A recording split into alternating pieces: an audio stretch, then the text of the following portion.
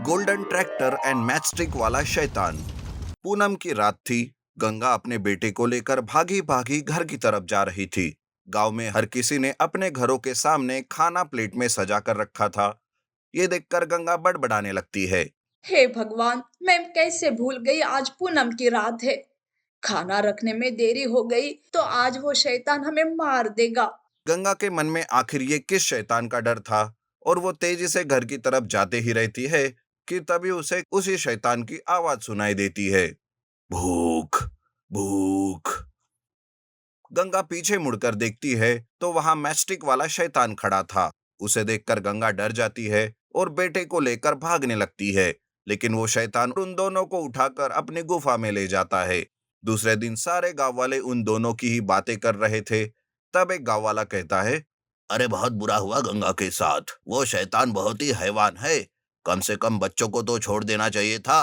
अरे उस गंगा ने भी तो गलती की थी, उसे शैतान के बारे में सब पता था, फिर घर से बाहर निकली ही क्यों? और निकली तो जल्दी घर वापस आती ना, और जो हम सब ने किया वही करती। पर कब तक ऐसे हम डर डर के जीते रहेंगे?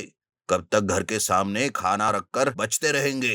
किसी ना किसी से तो गलती होती ही रहेगी, फिर क्या करेंगे? ऐसी बातें करके सारे गांव वाले चिंतित हो जाते हैं। दरअसल मैस्टिक वाला शैतान गांव में लगा हुआ एक श्राप था, जो हर पूनम और अमावस्या की रात गांव में भूख भूख कहते हुए घुस जाता था, और अगर किसी को घर के बाहर देखता तो उसे उठाकर चला जाता था।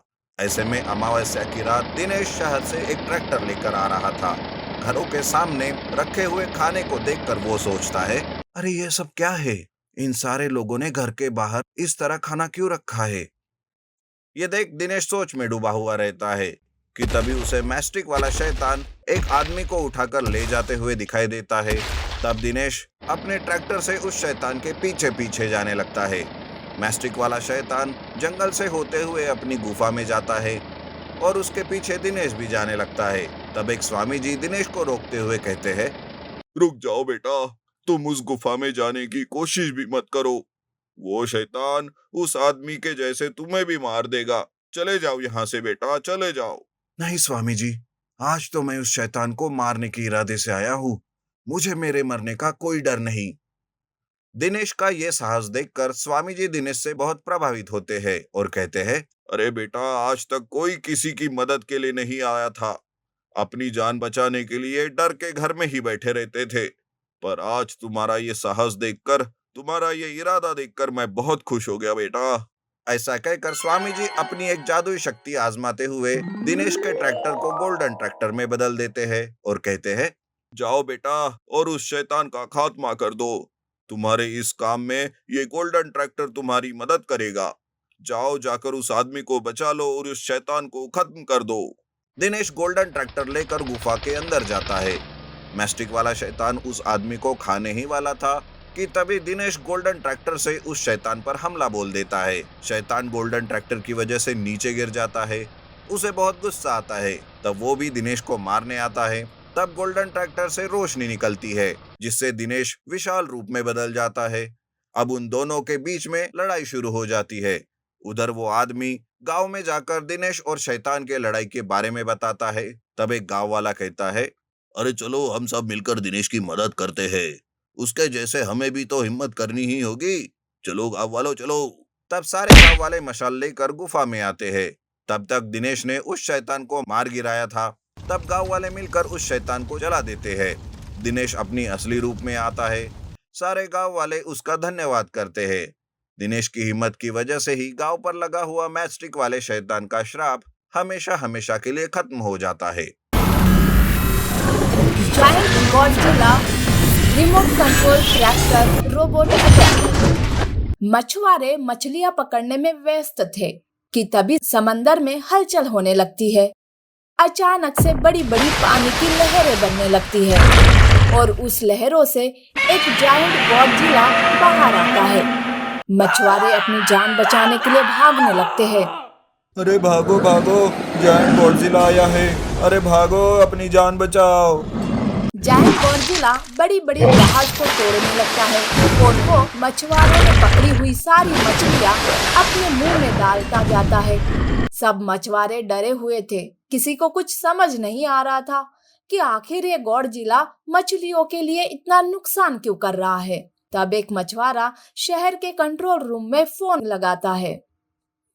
Hello control room, giant Godzilla ने समुंदर के किनारे हमला कर दिया है।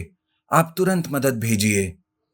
कंट्रोल रूम से ये बात मिस्टर कपूर को पता चलती है। वो तुरंत अपने होनहार सिपाही सोहन और रोहन को समुंदर किनारे भेजते हैं। रोहन और सोहन दोनों भी अपने रिमोट कंट्रोल ट्रैक्टर रोबोट से उस जगह पर पहुंचते हैं। तब वो जायंट गॉडजिला एक टनल की तरफ जा रहा था। ये देखकर रोहन कहता है, अरे शिट यार, ये तो वापस जा रहा है। हमें आने में देर हुई, नहीं तो आज और अभी हमारा रिमोट कंट्रोल ट्रैक्टर रोबोट इस जायंट गॉडजिला को जान से मार डालता था। सोहन उस जगह का मुआयना करता है।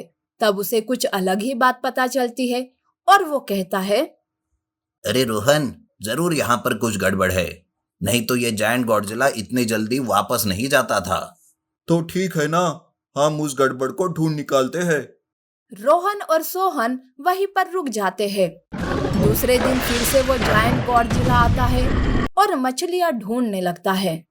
तब वो दोनों अपने रिमोट कंट्रोल ट्रैक्टर रोबोट को तैयार करते हैं और उस जायंट गॉडजिला को मारने के लिए भेज देते हैं। जायंट गॉडजिला और रोबोट में लड़ाई शुरू होती है।